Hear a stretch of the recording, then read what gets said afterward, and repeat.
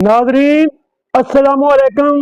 मैं पंजाबी नात गोशार मोहम्मद जमील चिश्ती हजरत अलामा साइम चिश्ती अलैहि रहमत दा शिगिर्द तुहाडे नाल मुखातब हां।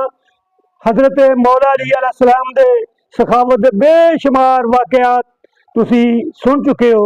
मैं उन्हां वाकयां दे विचों एक वाकया बड़ा मशहूर है। और रोटी वाला ऊँट दे उत्ते जिहड़ी रोटी सी सरकार ने फरमाया थी सारी ऊँठां दी कतार ही दे दे। अपने गुलाम कंबर नूं हुक्म दिता सी सारी ऊँठां दी कतार ही सवाली नूं दे दे। उस वाकये नूं मैं अपने शेरां दे विच कलमबंद कीता। समात फरमाओ।